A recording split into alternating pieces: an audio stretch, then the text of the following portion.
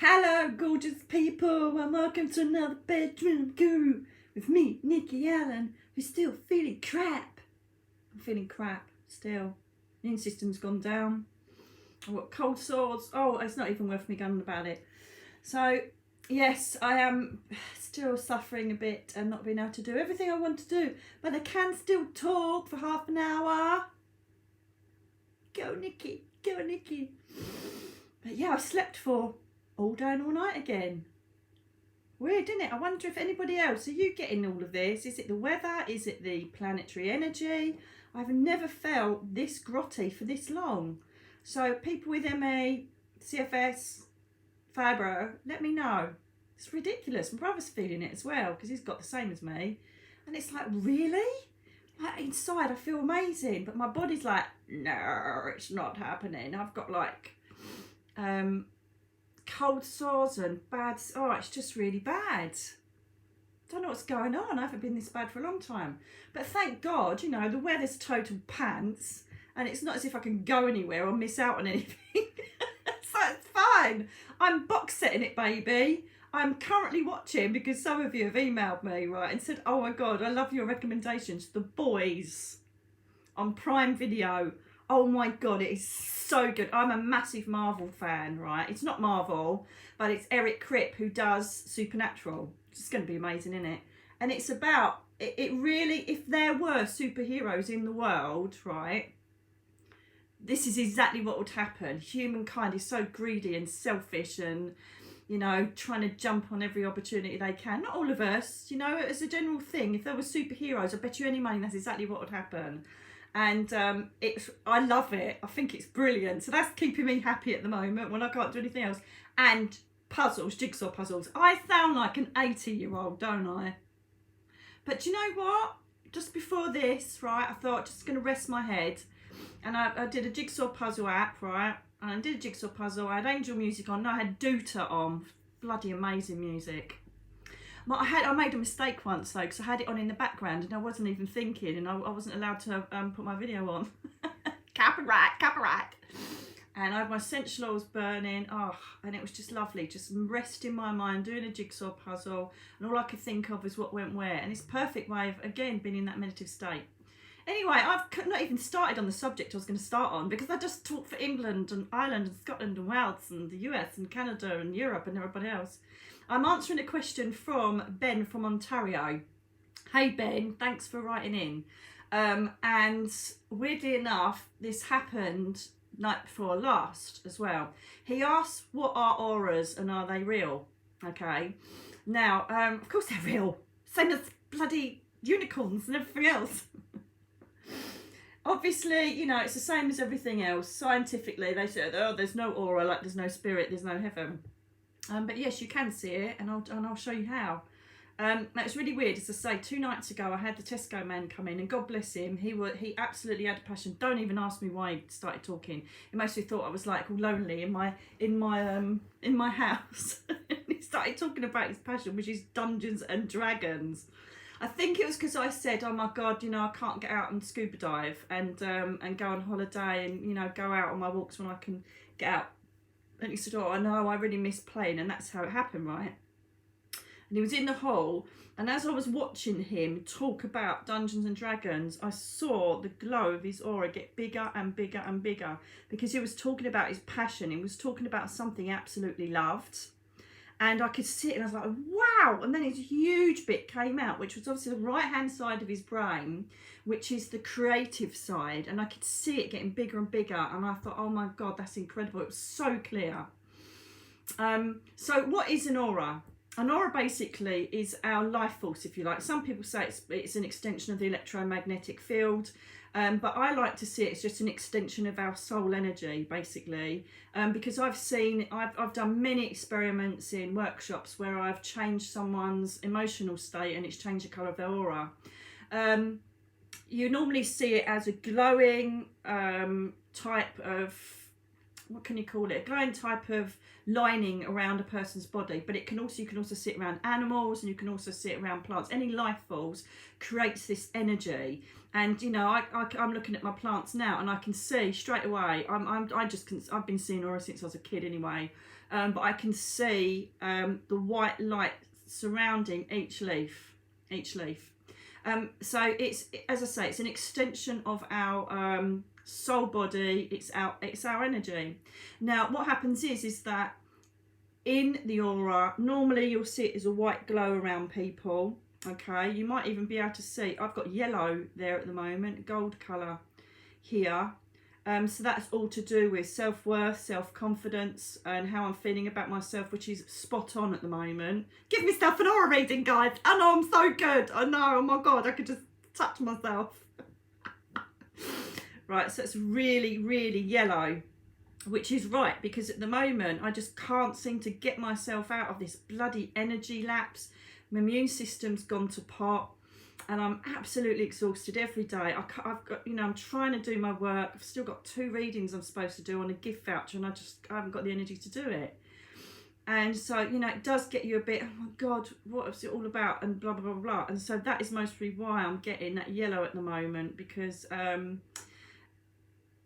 this is quite good doing it this way, because I can see my aura while I'm talking to you. How cool is that? So what happens is, I've done a lot, as I say, a lot of aura work in workshops and stuff like that, and your emotional state, what is needed, what is required by your souls, this is a bit like an extension from the colour video we did the other day, right? So say we. Did you notice I said we? Because I just know that I tell you and share with you what they want me to say. Oh my God, I said we. How cool is that? And so what happens is that I feel that whatever we need, or whatever we're exuding at the time, will be reflected in the auric field. How do you look at your aura? Don't look directly at it, okay? I'm lucky because I can pretty much look at it. Yeah, see, like I've got blue there as well, so it's healing. I can see it really clearly coming out here. And it seems to be getting wider the more I talk to you. It just shows you how much I love doing these and communicating, you know, the stuff that I know about. Even though you've got to endure this face looking this poorly. So, what happens is that the auric field can have colour, as I say. How do you look at it? Don't look directly at it, okay? Do you remember back in the 80s, for the older people that watch this, do you remember the magical, the magic pictures where you had to look at them and stare through them, and then eventually the shape or whatever the picture would come out? So you're kind of relaxing your eyes and staring beyond it. Right, so if you just practice it, if it's not so, you know, you can't really do it a lot now with COVID, but you know, I do it in waiting rooms. I'm a nosy cow. It's really good if I'm in like a doctor's waiting room, or on the tube, on a train, or I just do it when I'm sitting on the beach and I watch people. Right, is stare about a foot above someone's head. Try it with people at home, right? Dog, cat, try it. Plants, anything with a living force will give out an auric field. So I'm doing it now. So I'm staring above my head, right? So I'm not looking at me. I'm using my peripheral vision, right? So you can either look away and use your peripheral vision, or look above and just don't focus on the matter at hand. And then as you continue staring and just relax your eyes, you'll start to see a glow around. I can see mine really clearly. The glow around the person, object, you know, living object, well, you know, living thing, a plant or an animal, right? And you'll see it.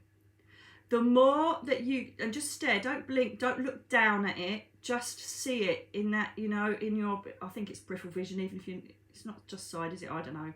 But basically, look above and you'll see the glow. It's easily done in a more, perhaps if you're against a blank wall, you know, or a blank canvas behind you. It's harder if you're not used to seeing auras.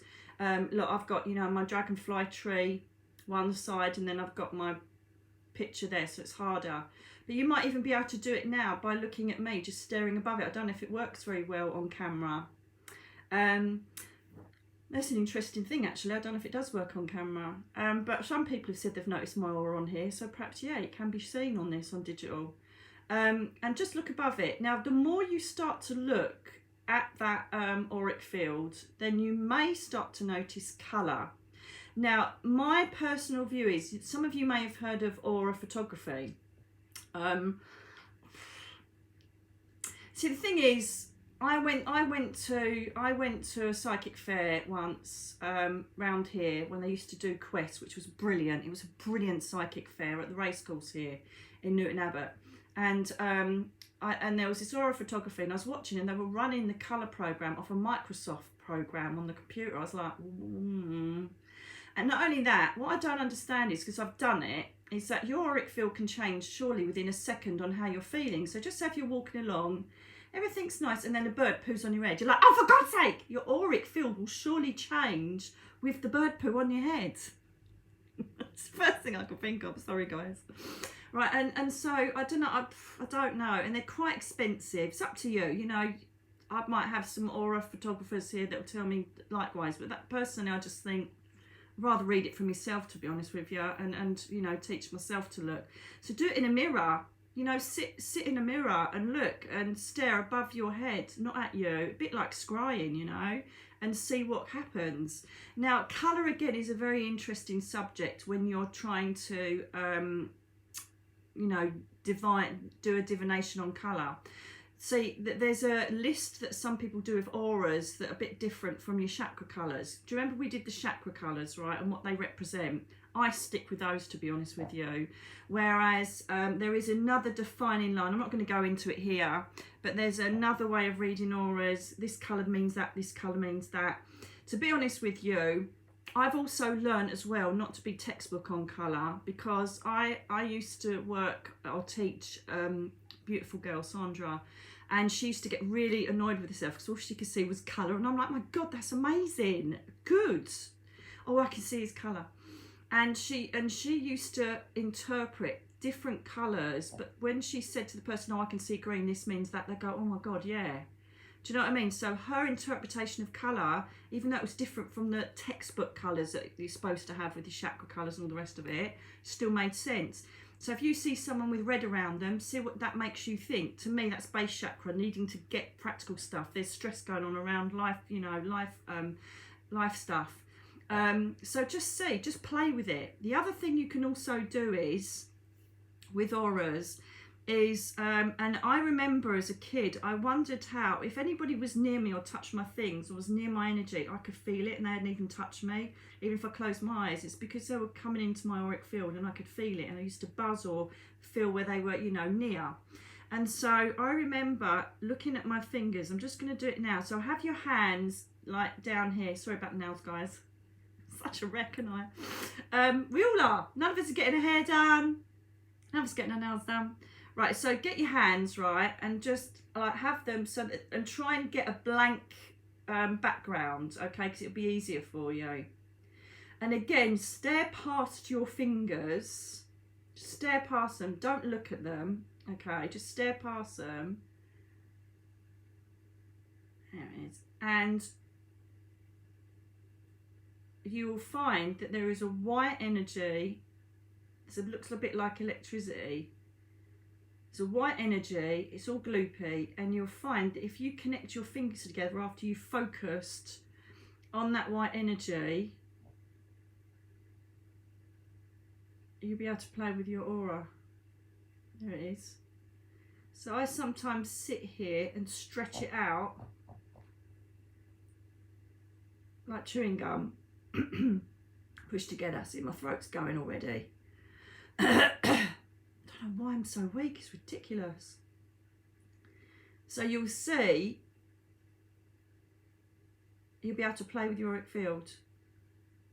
And even, you know, even if you've got someone that's into this, you know, who you live with, or a friend that's visiting or whatever in your bubble, and you're bored and you're sick of doing box sets, then play with each other's. Sounds a bit dodgy. Play with each other's auric field. And I used to do it, and people used to go, wow, because I think some people are a bit sceptical in workshops. And I say, come, let's have a play with them. And you could feel the energy. So I would say, go on, put your hand next to your partner's hand, who you're working with, and they could feel it bouncing off. So have a little play with it. Feel your energy. And what is beneficial with this is that I can see it now. I can see it now. It's fabulous. And you can just stretch it, right? So what's really good with that is the more you work with your auric field, and the more you perhaps look in the mirror, or even it's working with me with this camera on, you know, just have the camera mode on your on you, selfie mode, and then you can then see how you're feeling, what your soul wants to tell you. you know. So mine's going orangey yellow actually, so there's a bit of like centrality and connecting in with one's energy.